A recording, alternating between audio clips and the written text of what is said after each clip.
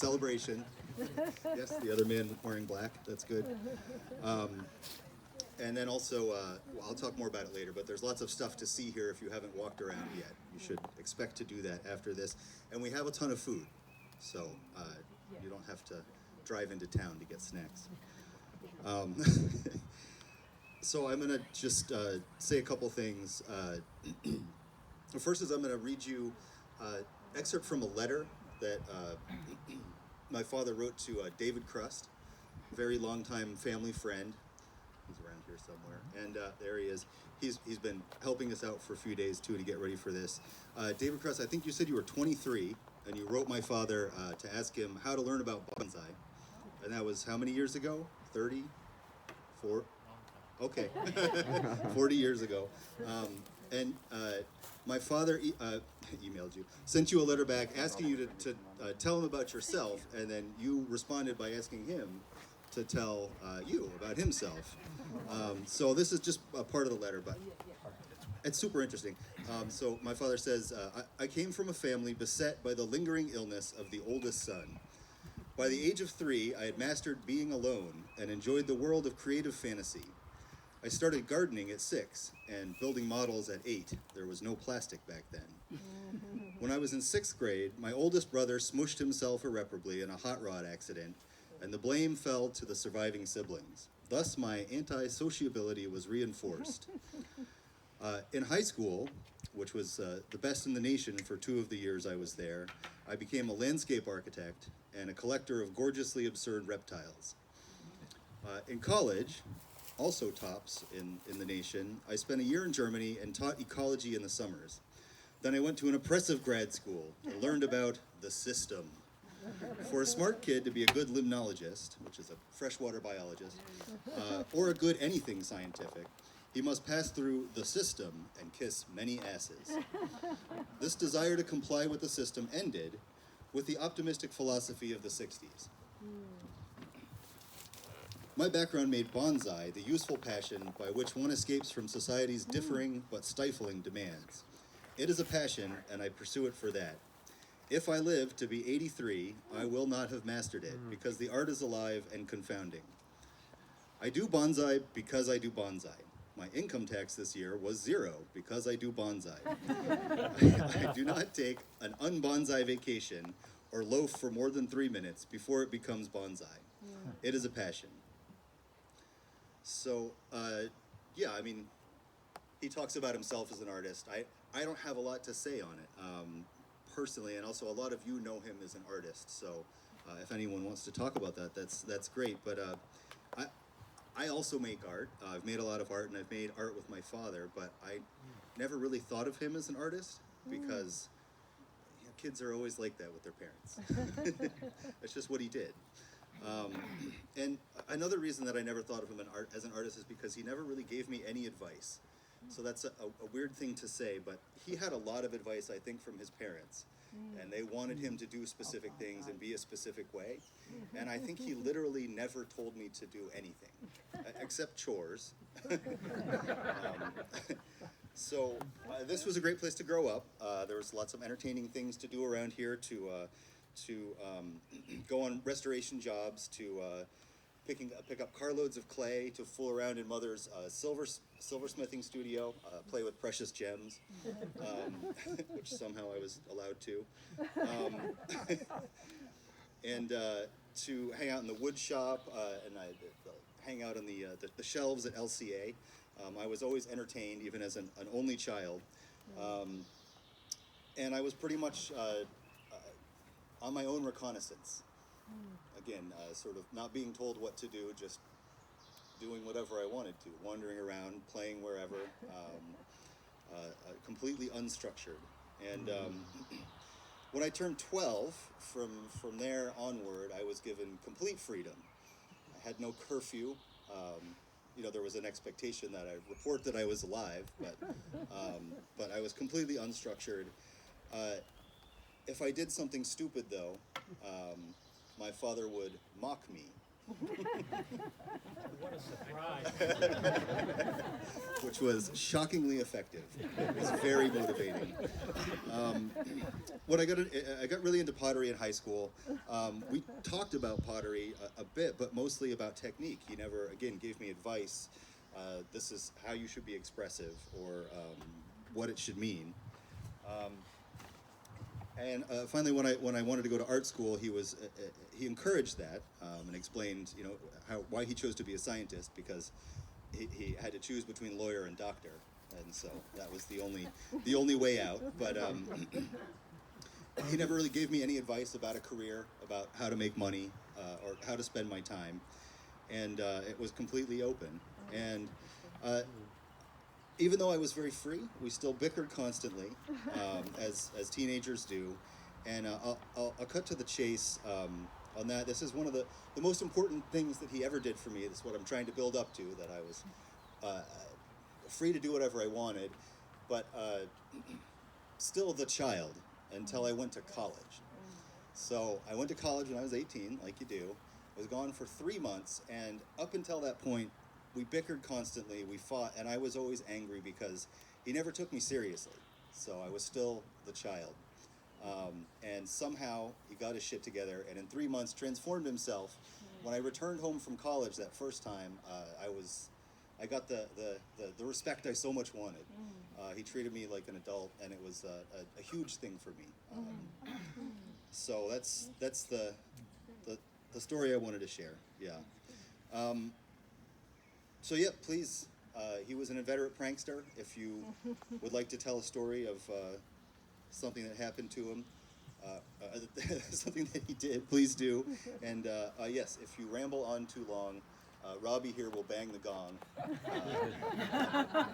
We'll use the cane there to pull you off. So yeah, Kent is going to go first. Hi, I'm Kent Higgins, a more recent friend of Nick by most of these standards. I think I remember Nick a lot from hanging out and philosophizing up here. I admired Nick because he was open to new information and new inspiration, as an artist and as a scientist. And I come from that background as well, so I think there's some resonance there.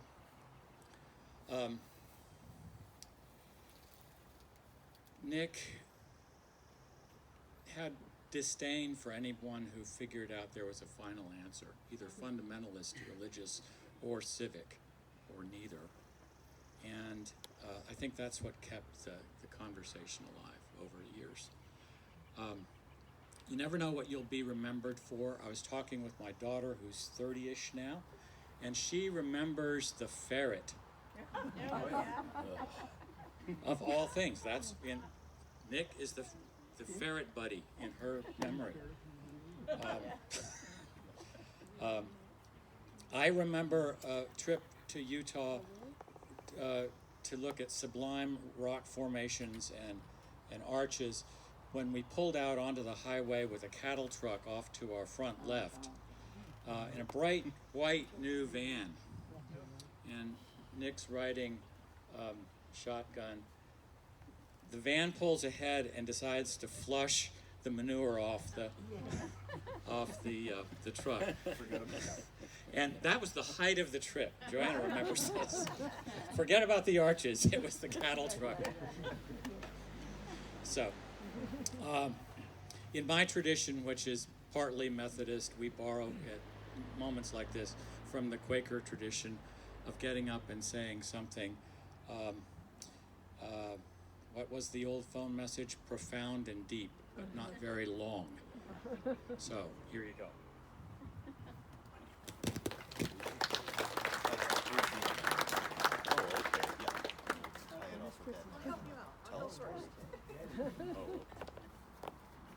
Thank you. Okay. Hi, Prissy. Hi, Chrissy. Hi there. Hi, Prissy. Hi, Abel. Oh, you great people. Okay. The name Nick the Ogre is the cover. Chrissy, What? Microphone, Microphone, Chrissy. There we go. I thought you were supposed to rap or sing a song. Anyway, I can just talk, right? Can I talk now? Okay. Perfect. The name Nick the Ogre is a cover for the living soul spirit of Joanna's life partner and Abel's father. The delicate detail of his painting and the sensitive little plants that did what he told them to do prompt me to salute a prophet or attend to an oracle with news from the unseen world. When the authorities can't cope, they call it twisted, as at the Washington show. Nick answers back with irreverent forms, disrupting social custom. Jesus answered his critics, quoting Psalm 82, "Is it not written in your law, ye are gods? All of you are children of the Most High." We need a prayer to say.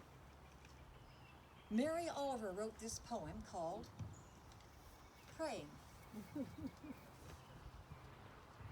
It doesn't have to be the blue iris.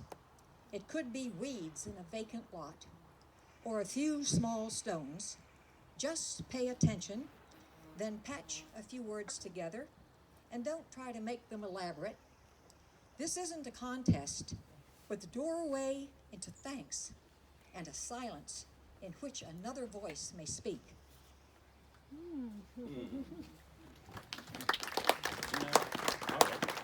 Oh, thanks. Can you hear me? Yeah. Okay. Move the microphone, Robbie. Robbie, hang on too. Are you telling a story or? Yeah, quick story. Okay, good. Yeah. Good. My name's Robbie Ivy. I live in the Adirondacks. Nick came up to visit quite frequently. Abel, when he learned to drive, a ride with a dented car one day. But anyway, Nick and I went out one morning in a rowboat on Lake Champlain. It was a rainy, cloudy morning. We were hoping nobody was out watching, and he found a kind of an exposed cliff with many distorted little trees. I like bonsai myself, but that's what he called them too. Anyway, I would sit in the boat and fish, and he would be up on the rocks digging and sawing and smoking cigarettes, and then whenever I saw like an official looking boat, I would I'd say, get your cigarette going and just look like you're relaxing. And anyway, he had a bunch of trees, and to get them into the boat, he would throw them next to the boat, and I would reach out and put them in the boat. And just after I had made a cast, he threw a tree in, and it sank, like out of sight. And he jumped up and, oh, get my tree, get my tree, get my tree. And so I put on a big lure with a treble hook. It was down about 50 feet. I reeled it in, tree came up, into the boat, all was well. And then for years, I would come here and visit, and it became known as the tree from the sea. And I would visit the tree from the sea, and it would change shape as bonsai trees do. And then one day I came to visit, and I said, I want to see the tree from the sea. Oh, I killed it. So that's my Nick Lenz story. Oh, and a prank he pulled on me. I was building a garage, had a beautiful bed of sand, very flat sand, and he took a long stick and he wrote, "This is shit," right in the center.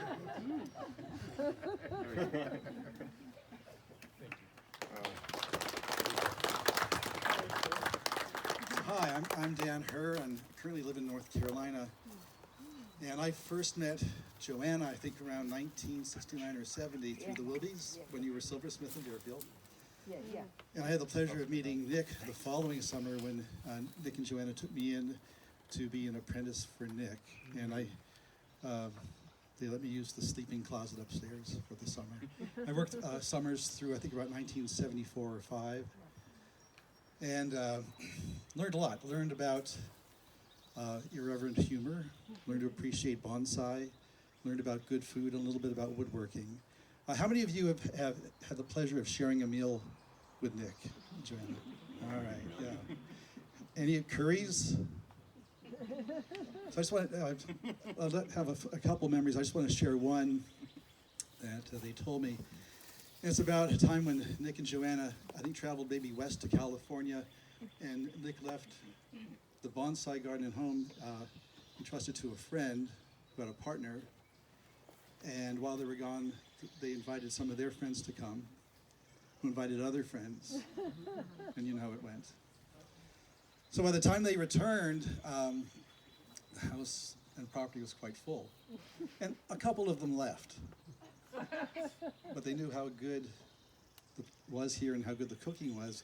And so, let me read this. So several guests decided that it was a wonderful place to hang out and to enjoy Nick's cooking. And after about a week of unsuccessful subtle hints, Nick announced that he was preparing a celebratory curry feast.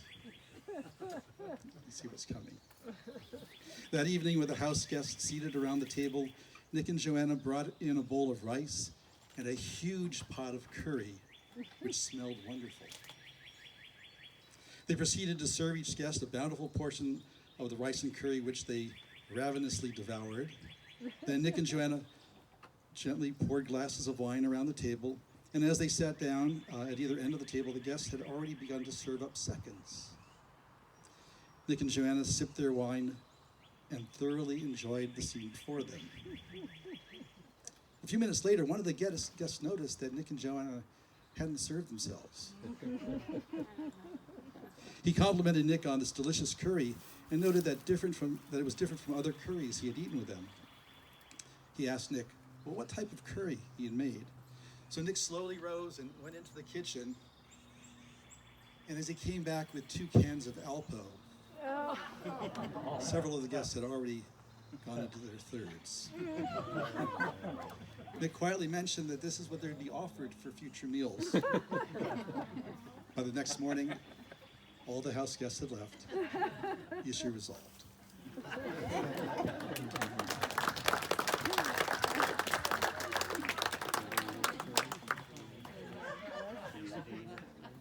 I'd never heard that one. It's a good one, isn't it? Hi, everybody, family, students. We're all gonna miss the old man. We're gonna miss his letters. But I'll give you my little story, and it's kind of a lesson that's impacted me and continues to impact me all these years. And it's a good message, but I was less of a student and probably more of a collector buddy, or minion, really. And Nick and I were up climbing somewhere, some beautiful, amazing place. And of course, I was running around in this beautiful place, feeling up every damn tree that was there. And I was just da-da-da-da. And he's standing on the rock, and you could just see him opening his heart, and he says, Crust, quit feeling up all the trees and lift up your eyes and look at the Lord's creation, because this is what it's all about. And it really is. That's my story.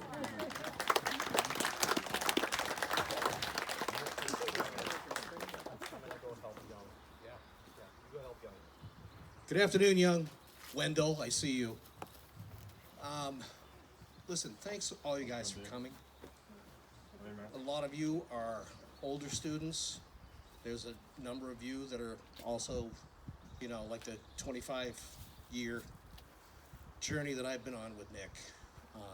I've tried to think of many things to say. It chokes me up. I've been coming here, making food with Joanna. I've made 2 trips up since Nick's passing and never really cried once. I cried a lot. I really had a little story about the Froggy Pond. I was up here for a workshop about 20 years ago. My father had just passed away. Somehow Nick knew. And I was working on a tree, and I was bending the branch, and he's, too much, Springer, don't bend it that much. And I said, watch this, and I broke it. To the Froggy Pond with you. So I went up to the frog pond, and I sat there, as, my ogre had told me to do. And about 10 minutes later, there was a hand on my shoulder.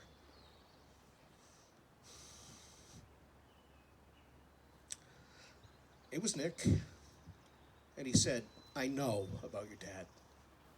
I know he's passed, but I will always be here for you.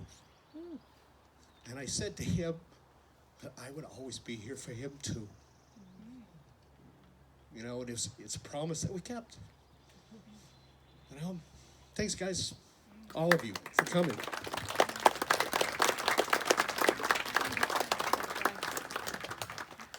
By the way, this next individual needs no introduction. His name is Master Yoda. Actually, when you come up here, you should give your nickname. Mine was the Roman, because we would talk a lot. We would correspond a lot about religion, and I was brought up Catholic, so I was the Roman. That's the chef. That's the child. That's the crust. But anyways, if you had a nickname, please share it when you come up. Who am I? The chef. So the only story, we used to correspond a lot about religion.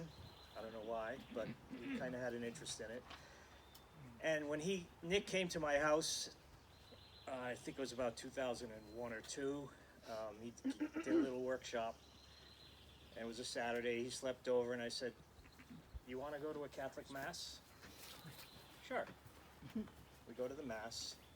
He sat through it, looked around a lot. And after, I said in the car, so what did you think? Too much up and down, sitting, standing, kneeling, not enough spirit. So that was my story with Nick and religion, but there's a lot of correspondence. I'm just going to read a Christmas poem that I have from Nick, and you'll kind of know the time it was written when you hear his allusion to the then president, who he loved very much. With failing ocular clarity, on bonsai bush tours I persist. Nighttime travel I dare brave, with you on my mirror and thick lenses, I do risk. Apocalyptic doom appears imminent. The same old Texas king remains. My prayers appear crass. Well, at least with his face, I can wipe my ass. He had some George Bush toilet paper. Happy holidays, and then he says, you will surely get anal cancer from this paper. Rejoice. And then I just want to read a short poem that I wrote when David had called me about Nick's passing. This just came to me right away. He walked with the Ents, cup of iced tea in hand, tunneled in microbes, railed against the powers, yet gently walked in sunlight, sitting by the pond mulling, provocateur, creator, eternal student of life. And as my wife, a reader of hearts, said, he was kind.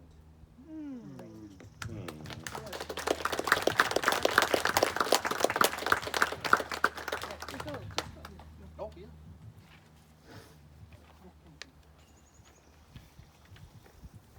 Thank you. My name is Paul Stone, and I'm Joanna's brother, and our sister Suzanne is here, and my wife Frances, my son Peter there, his daughter Catherine, and wife Sigrid, and Daniel's here somewhere, another son. Oh, right there. And they were telling me as we were looking around the times they enjoyed working with Nick in the pottery and in the woodworking in the barn. And so it's been, we live in Vermont, so it's not too far away. So it's been a wonderful experience knowing Joanna and Nick and Abel and over the years. And Abel and Diana and other people who helped put all the preparations together, thank you very much. It's a wonderful, wonderful remembrance of your father. Very wonderful. for instance, I have a daughter, Nancy, who is not able to be here today. And we have another son who's not able to be here, but I have a short reading from our daughter Nancy, who would have come if she could, but unfortunately she couldn't come. And I'm sorry, I have to take my glasses off. I got the wrong glasses. So, this is from our daughter Nancy. Dear Aunt Jo and Cousin Abel, I do not know this loss you are feeling, the loss of a husband and a father, but I do know loss. I know the sight of the pine forest when the trees are clear cut. I know the scarred hills cry mud when the rains come. I know the fish in the river grasping for oxygen as pollutants fill the water. I know the birds covered in oils staggering on rocky beaches. I know the inequality of wealth that feeds some people yachts and others a single loaf. I am not sure why I speak of these things, but when I think of Uncle Nick, except that I feel he was keenly aware of loss, irony, and the intricacies of the natural world trying to coexist with humans. I do not have anything profound to say. Profundity may be grossly overweighted in this world of simple-mindedness, where people choose not to think for themselves, but to swallow the lies they are told. I know that Uncle Nick was not one of the masses, but instead a shrewd and quick-witted individual with the innate capability of seeing clearly what others have smudged and tried to obliterate. I know that Uncle Nick hears the wind that caresses the flowers in the fields and feels the warmth of the sunshine that brings new growth to the world. I know that he is not lost, but now a part of the natural world he loved. With love, Nancy. So I think that really accurately portrays much of Nick. Thank you all for coming. Thank you, everybody.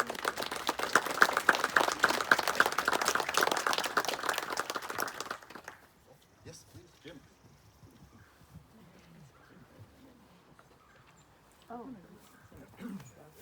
Can you hear me? Yeah. Or do I need to use this? Use it. Use it. Yeah, good. You can hear me? Okay. No, use the mic. I overwhelm these a lot of times. So. No, it's just to use it. No. Use it. Yeah. Oh, I could use it. Oh, okay. I thought you could hear me. I'm sorry. No. What a beginning, right? Nick is known to all of us as being very generous, and also as an ogre. And it's not, sometimes it wasn't an affectionate name. Nick had nicknames for many, many people. Robbie was Ophams. I'm Nettie No Good. I don't remember, Dan, what your nickname was now. I was a kid. The kid. Yeah. Okay. But one thing that Nick was a slave driver when he gave young, unskilled kids a position in terms of working as his apprentice. And his favorite expression when I was working with him as a mason's tender was, "More mud, Nettie! More mud!" shouted from the top of the rooftop where he was working on a chimney. Also, I've noticed a lot of comments about his love for opera, and that is certainly true. Working with Nick was one reason I can't hear anymore. The opera was quite loud all the time. I'm not a real fond of opera, although I can understand some of it. But the other aspect of Nick, which I haven't heard, is his love for Leadbelly and his 12-string guitar.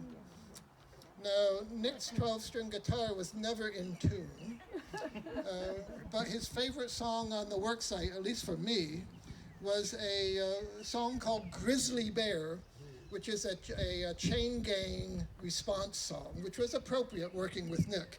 And it went sort of like this. Oh, the grizzly bear, oh, that dirty old mean old grizzly bear. Nettie's howling mud like a grizzly bear. Up to the chimney, he's a grizzly bear. Oh, the grizzly bear. That mean old dirty old grizzly bear. Nettie's cleaning bricks, he's a grizzly bear. 5,000 bricks to go, he's a grizzly bear. The grizzly bear. Oh, the mean old, dirty old grizzly bear.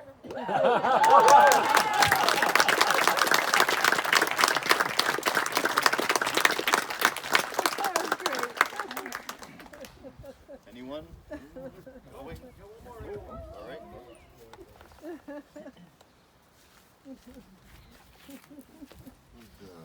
Oh, it's on the ground right there. Yeah, just past the speaker.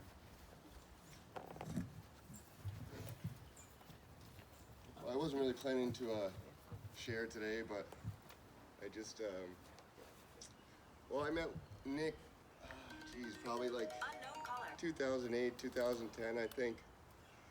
And I'd been interested in bonsai before meeting him, and I'd just been looking around, making little scraps and scrubs of little things, and I'm not sure who it was, but someone drew my attention to Nick.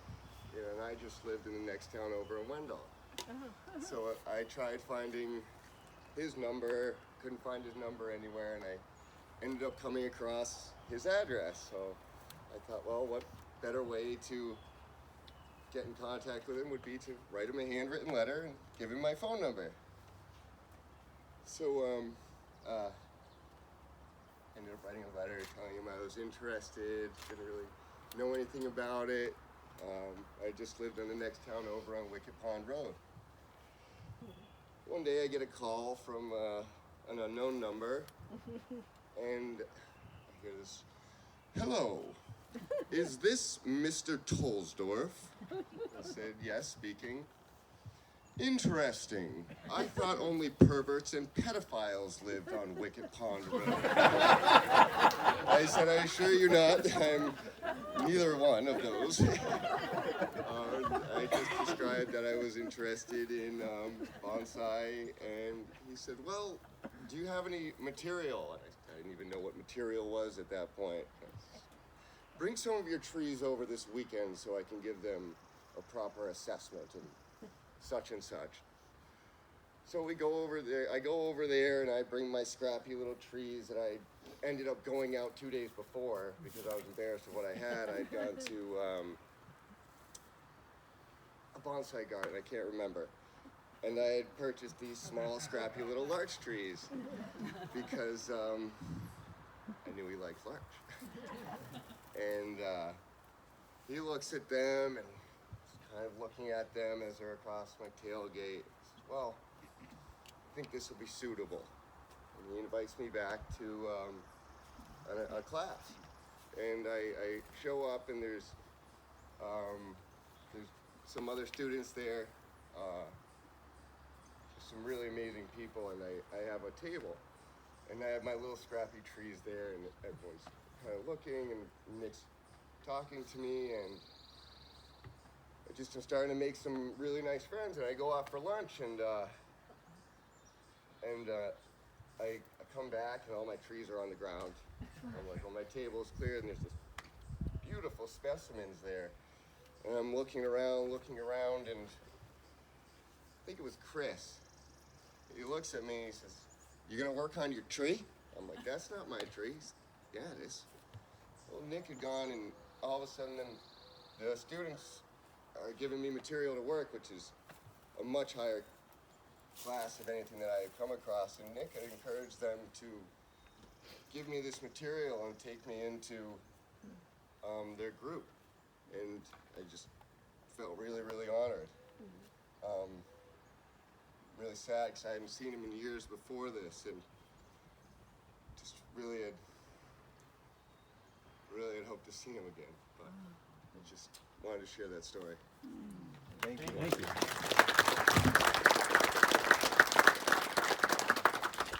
Marty Klein!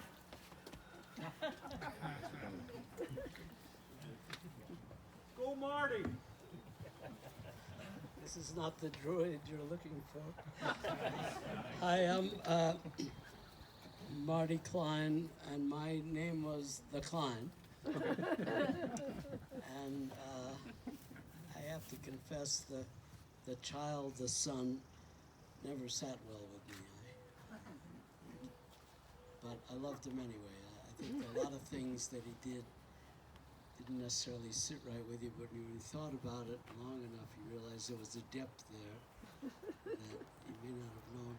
So I just want to, because we're here, I can't help but feel like he's laughing at us over in the corner over there, but he has his eye on this, what he would call a beanpole larch. Anyone knows you could never take a straight thing like that and make it into a bonsai. So when we're gone from here later this evening, when you come back, that thing is going to be about this high on the ground and trained to live another 100 years. It was my pleasure to be president of the American Bonsai Society when we helped Nick do his book, Bonsai from the Wild, which I just feel he was a pain in the ass to work with, which I also, it's funny though, you know, a lot of people, and first they hit you, they shock you, but Nick would have this way of shocking you, and then you think, oh, I get it now.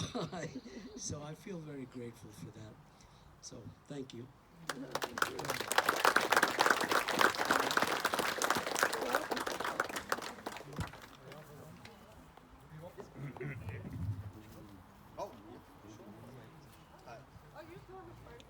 Come on over and you go ahead, Ken.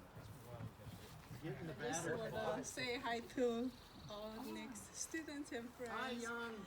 Hi. I don't have my nickname yet. Maybe you can make one for me today.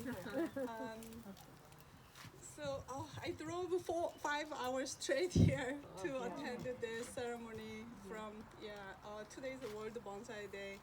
Hi. World Bonsai Day, so I supposed to do some event coordinating. So I prepared for last 2 days, and even this morning.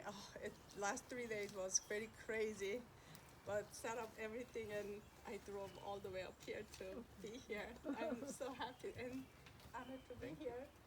And I brought lots of kusamono to kind of display here. Yes. So I like to put them on here. And I don't know, I want to say a lot of things, but I already wrote something. You can read it then later if you put it on. Go ahead. Sorry to interrupt. Take me a while to get here. Yeah, that's fine. Take your time.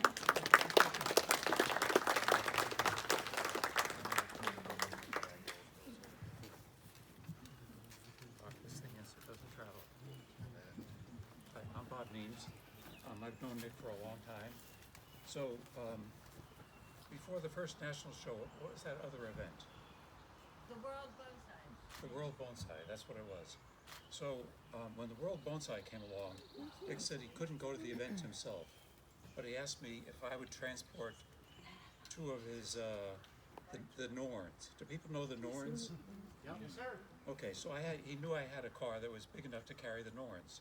So if you were given the task of transporting the Norns to Washington, think about what you would do. You just transport the Norns to Washington and carry them into the exhibit and do all that. I said, I think I would do something a little more interesting than that. I think of the Norns as like, not just plants, but I said, are they people? Who in the world knows what the Norns are? I don't know what the Norns are even now. I said, I think the Norns should go see Washington. They should look around and see what the place looks like. So I took the Norns and do what tourists do. They go on and see Washington. So I took them, and you'll see the photographs. They're around here somewhere. So I took the Norns out, and now it's not so easy to take. You drive along in a car, and you have your plants in the back, and in Washington, you can't just go near one of the national monuments and stop your car and take plants out. This crowd of people comes out and says, no, no, no, no, no. And I said, but, and they say, no, no, no, no, no, no, no. So we had a conversation like that for about a half a minute. So I put the trees back in the car, and we drove a little farther. And finally I got them out, but I couldn't put them on top of anything. So when you see the pictures, they're here somewhere. There are pictures of the Norns on the ground, and they actually turned out pretty good because I had to lay on the ground and get way down below the Norns to get some of the Washington, some of the nice pictures of Washington in the background and the Norns in the foreground.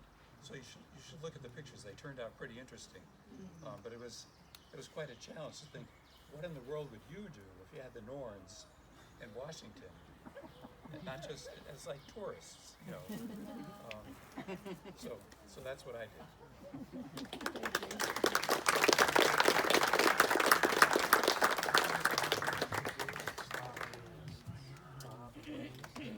Oh, yeah, go ahead, man. My childhood playmate, Oh, God, yeah. Evan, who used to live up the road, and we spent most of our time in the sandbox in the corner of the barn down there, building ponds and then breaking them. And we were not allowed in the house until Mother got the broom. For head, me. head to toe, yeah. So I spent a good chunk of my childhood here and teenage years. And I haven't seen Nick or Abel in probably 25 years. I've seen Joanna more recently. But they are people that formed my world growing up. And Nick is one of those people that I've carried with me my whole life. There's very few places I've gone or things I've seen that there wasn't some influence from him. Firstly, as a young child, I was usually kind of dirty or in the way or not following a social norm because that was just kind of not the kind of person I was. And Nick was always quick to inform you if that was happening, you know, if you were dirty, in the way, or should be doing something else. But something that he also did was if there was some redeeming quality in you that he saw, he would also take the time to inform you of that. And it wasn't very often, but there are things that I will always remember, and important things. So as a person, this was a really important place for me, and this family was really important in who I became. The bonsai trees were a huge part of that.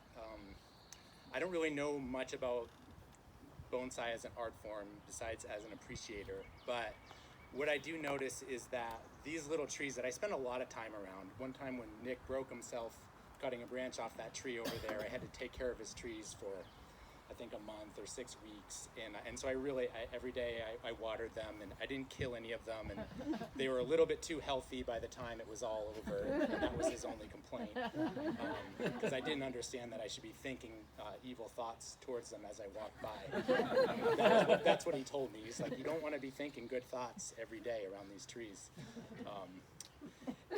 So anyways, that was one of my experiences around the trees, but they've always informed me. Those little trees, they have enhanced my perception of nature and the world, and trees in particular, my whole life.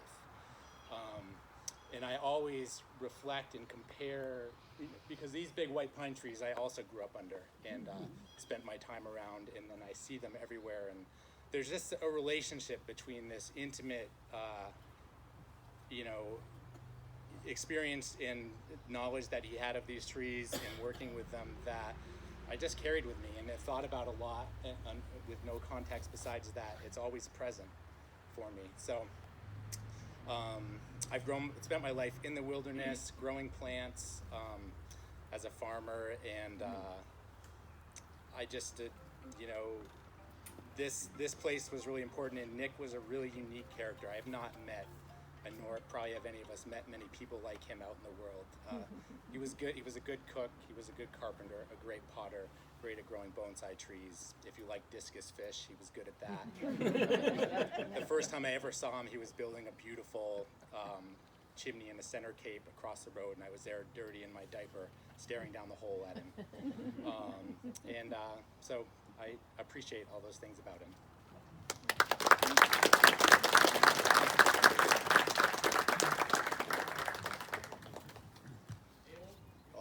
Got one more. more, Abel. One more. All right, come on up, sir. Just arrived, out of breath. Hey, David! Sorry. Yay! Hi, John. Jeez. I sat down last night and this morning and wrote a few words. Now I don't know where I'm going to put them. Okay, here, this. Yeah, good. Okay, well, let's start. Parched. I left the bottle of wine and the beer down below. Okay, well, as we all know, Nick was a North American bonsai icon. I mean, there's no one else like him. He was a trendsetter. He claimed to have never read a Japanese bonsai book. Once I went upstairs, that wasn't true. He did have Japanese bonsai books, but he never went to Japan, said he was self-taught, autodidact, and he was. I mean, he didn't need to learn bonsai from anyone. He created bonsai. His bonsai were exquisitely fashioned, no doubt about that. He was very uncompromising in his styling. You know, he would take, I was in many workshops and demonstrations with Nick, and I mean, he would start with a large trunk. Thank you. Oh, and it's going to be cold. Yep. Here, just, here's to you, Chris, wherever you are. Okay. Okay. But, you know, especially at his demonstrations, we live in Canada, so we provide him with these big honking larch trunks, and he would cut off almost all the major branches. We thought it was a pretty good tree. He would cut them all off and leave a few little wispy branches and say, now start over with this, because he wanted total control over the tree. He wanted all the branches to be perfectly placed in really in exquisite styling, as I said. His own bonsai were perfectly stunning. You remember them all from when they were here. Most were North American species, which was utterly, you know, unthought of at that time. His favorite were the collected larches, wild apple trees. God, he had some nice, he had one with a twisted trunk that he had found. Wild apple trees, thoyas. He would collect some great thoyas, or eastern white cedars. Often he would graft some chamiciferous foliage onto them because it was more compact, but he liked thoyas, pitch pines. He donated a really nice pitch pine to the Montreal Botanical Garden. Common junipers. He would often tell me about his adventures on Lake Champlain in a canoe, climbing up on all of these islands. Most of them were inhabited, so he would collect in late fall. Yeah, shh. When people weren't there. Shirley, did he tell you about those collecting trips? Boy, spruce too. He collected North American trees. So he paved the way for us here in North America to work with North American species of trees. The Japanese bonsai experts had been telling we North American experts for years that we should be working on our own species of trees. Everybody paid lip service to that. Sorry. Oh, sorry. Everyone paid lip service to that, but no one did it. Nick proved that you could do it. He not only had his collection, he would bring his trees to conventions. He even organized an ABS convention, which was the first convention I ever attended in Boston. That's where I met Nick. And also, he put out a book on, you know, collecting in the wild, on how to go about starting a North American bonsai collection, which is probably the most prized book, bonsai book in my collection. Yeah, so once I brought my study group named Karamatsu. Karamatsu in Japanese means the larches. And we had to come here to see Nick's collection because a lot of them were really good larches. Well, everyone went away that day on saying, I've looked at bonsai, or I'm looking at bonsai now in a whole new light. Brian Donnelly, who's probably the best stylist in our group, said, I've undergone a revolution.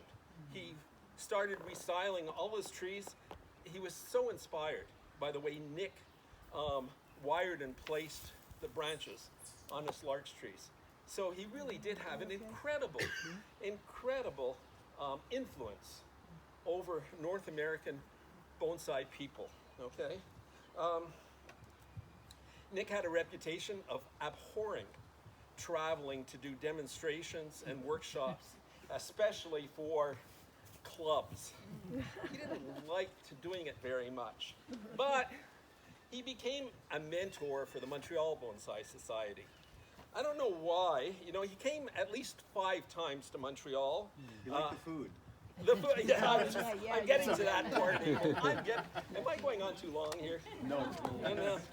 Okay, well, he did at least 5 workshops. He was a headliner at the ABS Montreal Convention in 1988. But when he found out that there were close to 500 people in the audience, he panicked, total panic. And so we got him drunk. We actually gave him too many beers. And he pulled it off. He went on stage and he did wonderful demonstrations. The only thing is, on the way down with my buddy Joe, I was telling him about an incident. It's not here in the speech, but Nick was very, sometimes sarcastic and sometimes very amusing. And this was an international convention. As you know, in Quebec we speak French. So we had to have translators to translate from his speaking English into French. Everyone was wearing headphones, and on the stage, it was a huge stage in a convention center, and there were the translator had a booth. And so she was a French woman, very proper. And during the question period, after he had finished the demonstration, some older gentleman put up his hand very tentatively and said, I notice that when you are repotting your bonsai, you have never used a chopstick like we were taught to use. Why is that? And Nick turned around and said to him, would you make love to your wife with a dinner fork?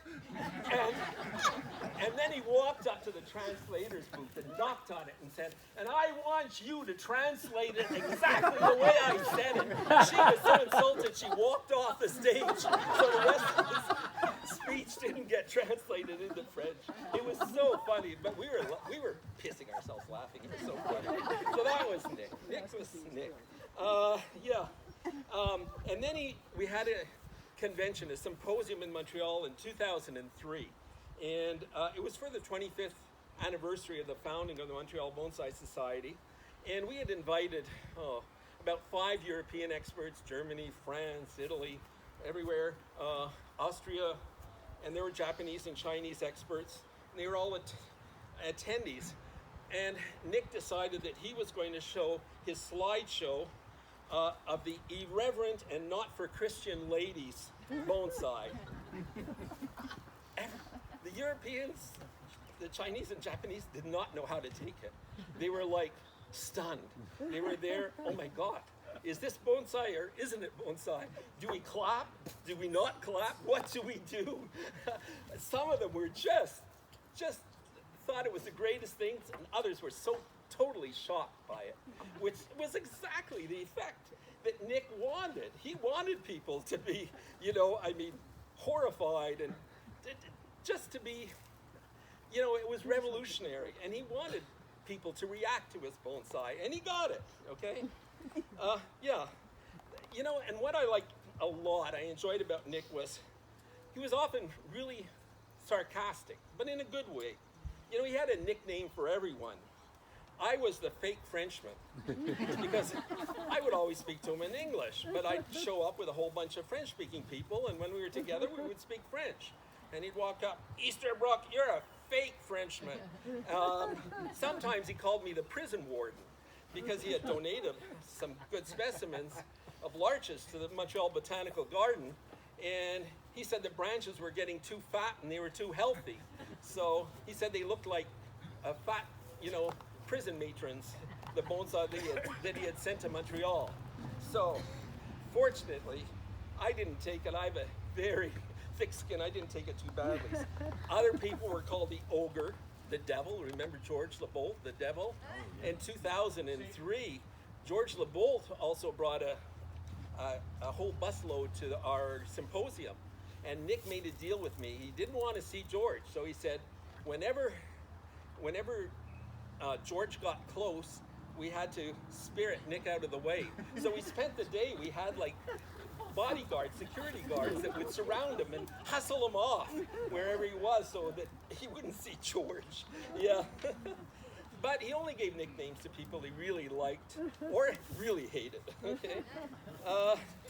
Another nickname, or a name he would often use, he would accuse me of bringing ugly trees to work on. But for him, ugly was the, a reverse compliment. I mean, if it was ugly, it was a true compliment because they were the really old, gnarled, misshapen trunks that presented a challenge to Nick, and that's what Nick wanted. That's what he loved the most. Here we go, Abel. Nick loved Montreal for its French flair, for the Jardin Botanique, for the beautiful French women. He was always stunned by the young, good-looking French women that would take his workshops. I think there was one with golden colored eyes, and I think he fantasized about her. Yeah. And especially for the French food. Nick just loved eating in Montreal. He would be horrified. He would say that we were spending way too much money on him because we would bring him to what he called bourgeois gourmet restaurants, okay? They were very bourgeois, and but once he got there, and they would bring all these delicate dishes, exquisite dishes, then, oh God, thankfully they didn't have cell phones at that time. My wife and daughter are always taking pictures of their meal because Nick would study each element, each type of food, how it was presented, and then come back here and try to reproduce that dish here. He just loved Quebec or French food. He really loved it. Nick showed his love to Montreal by presenting 12 of his best bonsai to the Montreal Botanical Garden in 1997. Whoops, me again, sorry. Even when we were designing the North American display area, he sketched out the way he thought it should look. It should look very wild, very, native trees and shrubs. And the trees, he wanted all of the bonsai to be presented on natural elements like stones and that. Well, we took some of the ideas, we couldn't do it all, but he inspired us when we built the display area. So, almost through, Abel, I'm sorry. You're checking it out. Sorry. Okay, well, for me personally, Nick was a great friend, a mentor. He would never sell me any of his trees. He would always say, Easterbrook, you can grow any of your own. I'm not going to sell you any. We weren't always on the same wavelength. He would tell me that my trees looked too Chinesey, okay? Which meant that sometimes, I guess, he liked trees that were sort of majestic and austere. And I think he sometimes thought I left too many branches or they're a little bit too wavy for his taste. But he and I always agreed not to disagree, okay? We had a deep mutual respect for each other. I always understood and respected what he was trying to say through his art.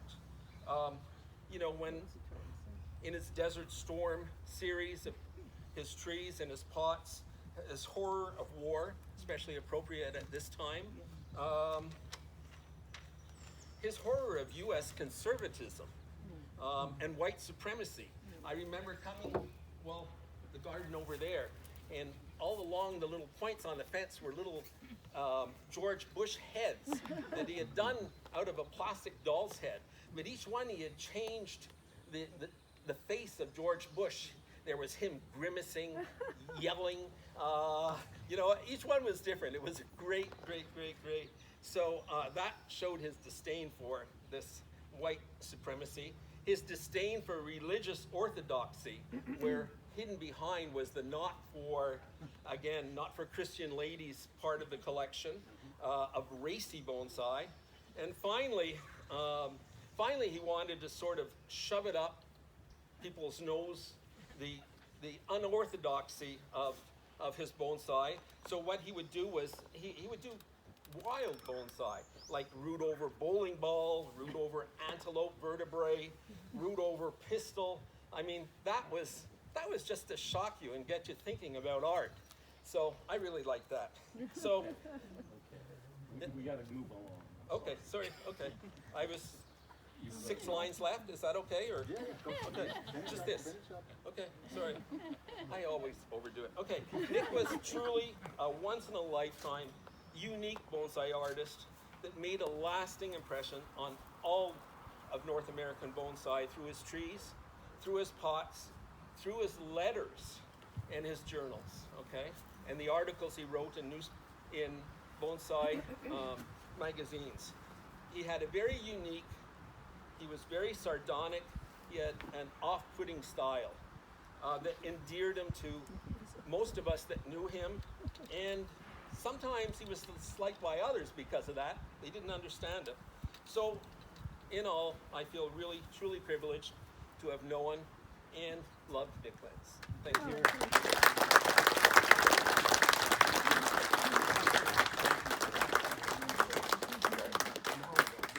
That was wonderful. We're almost done. 2 more things. So, a psalm and then a story. My father had, as people have mentioned, as Kent mentioned, a relationship with Christianity that was interesting, to say the least. And he died after a surgery. We knew the surgery was going to be difficult. And then when we were looking through his things, we found on his desk a book of Psalms with a bookmark in it. This one's a zinger, but he left it for us. So Mr. Ivy's going to read it. Go, Robbie.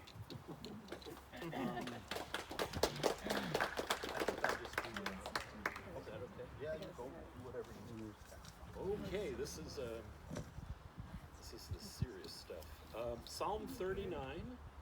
O God, I have loved my words, but now I watch lest they betray me. I must guard what I say, because I am soon to die. God, you have robbed me of my voice and sealed my mouth. Silence has struck me hard. I must hold my peace, but my suffering is great, and goodness does not approach. My heart burns within me, my meditation is consumed by the fire, and I must speak. God, stop afflicting me. I am finished by the blow of your hand. You rebuke me for my foolishness. My beauty lasted a day and has melted like the moths. I am only vapor. God, tell me of my end. Is this my last day? I would know of my frailty. You have given me a life hardly worth the measure. Its duration does not register on your scale. We are all mist, established for the length of a breath. We walk the dusty road like shadows, and our plans are all in vain. Even when we heap up treasure, we do not know who will enjoy it. Now, where is my hope, O God, except that it resides with you? Deliver me from my failings. Do not make me the scorn of fools. O God, listen to my prayer. Give ear to my cry. Do not respond to my tears and with silence. I am a newcomer to you, as are we all, just sojourners. Turn your sweet gaze toward me, and I will find comfort. Then you will gather me into your dark embrace. Then I will go. I will be no more.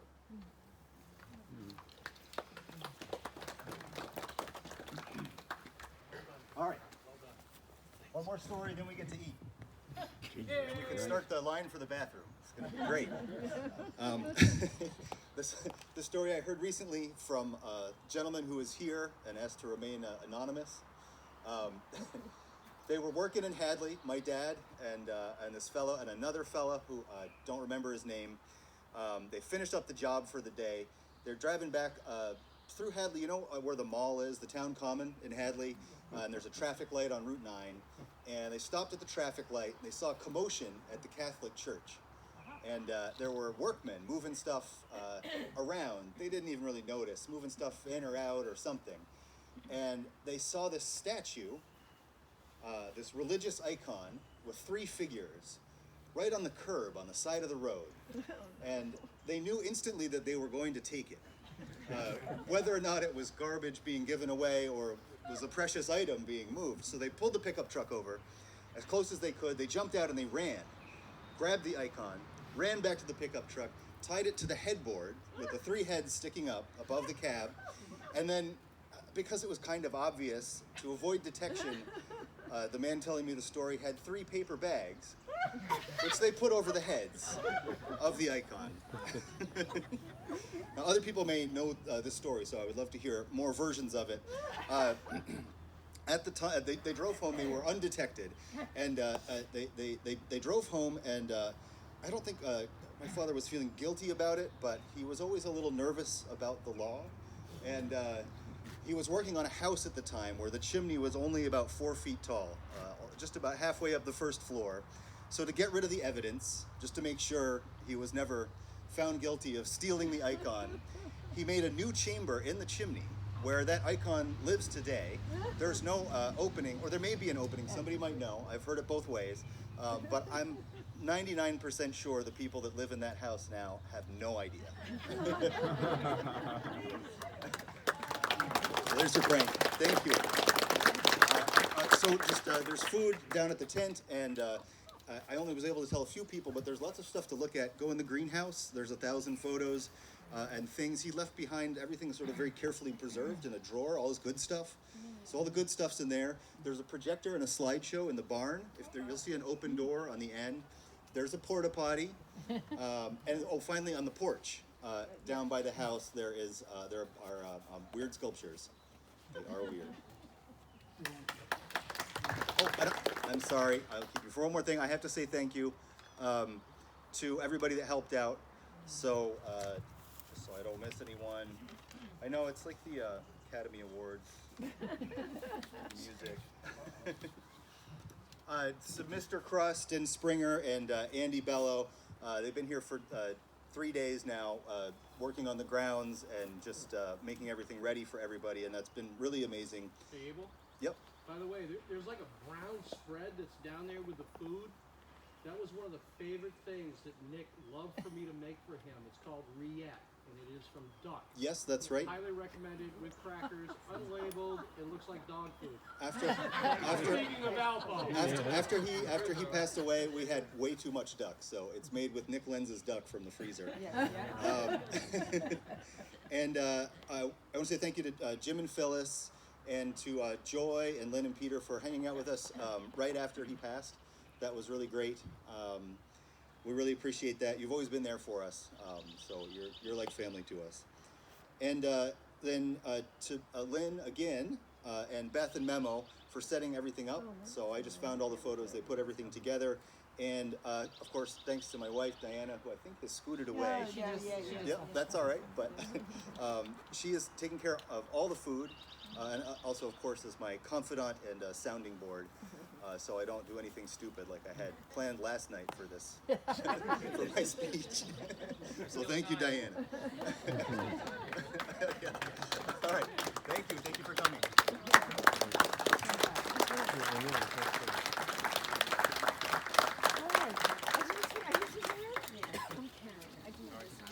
Good job. You're gonna fly the coop, Mother? Folks can go out back that way. I'm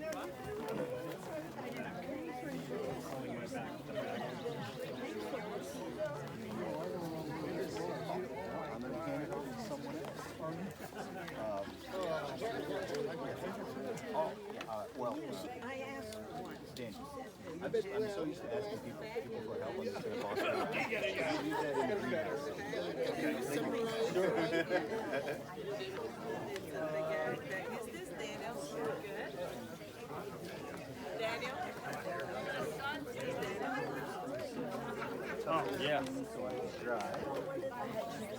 You want to go?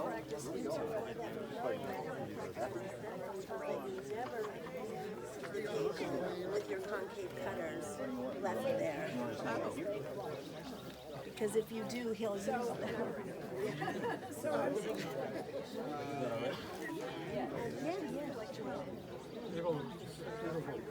Thank you. Yeah. Should I bring the chairs down there? Yeah. All right, where's Andre?